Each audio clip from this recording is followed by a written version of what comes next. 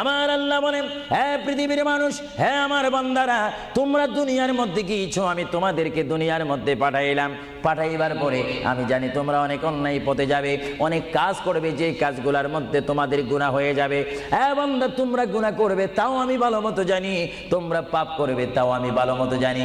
বান্দারে, পাপ করার পরে, গুনাহ করার পরে একাই কি মসজিদের মধ্যে তোমরা কেঁদেছো, রব্বানা যালামনা, বলেন রব্বানা যালামনা আনফুসানা ওয়া ইল্লাম তাগফির লানা ওয়া তুরহামনা লানাকুনান্না মিনাল খাসিরিন বলে বলে মসজিদে কেঁদেছো, আসরের নামাজ পড়ে কেঁদেছো, যোহরের নামাজ পড়ে কেঁদেছো, মাগরিবের পড়ে কেঁদেছো, এশার নামাজ পড়ে কেঁদেছো।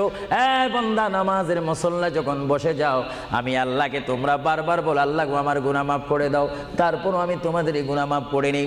তারপরও তোমরা নিশি রাত্রে, মানুষ যখন ঘুমে যায়, তোমার বিবি যখন ঘুম যায়, তোমার ছেলে যখন ঘুম যায়, তুমি নিশি রাত্রে ঠান্ডা পানি দিয়ে ওযু বানিয়ে নামাজের মুসল্লায় বসে তুমি আবার যখন ডাক দাও, রব্বুল আলামিন, পৃথিবীর কোনো মানুষ আমার গুনাহ সম্পর্কে জানে না, তুমি আমার গুনাহ সম্পর্কে জানো। আমি এমন গুনাহ করেছি আমার বিবি জানে না, বিবি গুনাহ করেছে আমি জানি না। আল্লাহ, তুমি সব কিচ্ছু জানো। হে আমার প্রভু, তুমি আমাকে মাফ করে দাও। আমার আল্লাহ বলে, তারপরও যদি তোমাদেরকে আমি মাফ না করি, তারপরও বান্দা, তোমরা আমার রহমতের দরজা থেকে ফিরে যাইও না। আমি তোমাদেরকে হুকুম দিচ্ছি, ওয়ালাউ আন্নাহুম ইয যালামু আনফুসাহুম জাউকা, বান্দারে, যদি গুনাহ করে ফেলো, আমার রহমত থেকে মুখ ফিরে তুমি চলে যাইও না।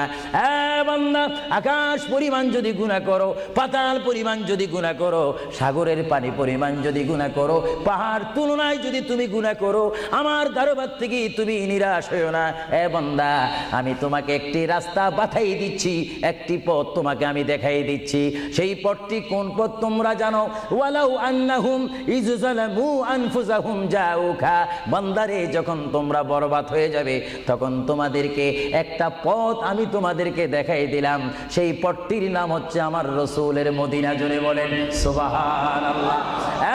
বান্দা, আমার নবীর দরবারে গিয়ে কেঁদে কেঁদে তোমরা বলো, ইয়া রাসূলুল্লাহ, ইয়া হাবিবাল্লাহ, আয়াকা ইয়া রাসূলুল্লাহ।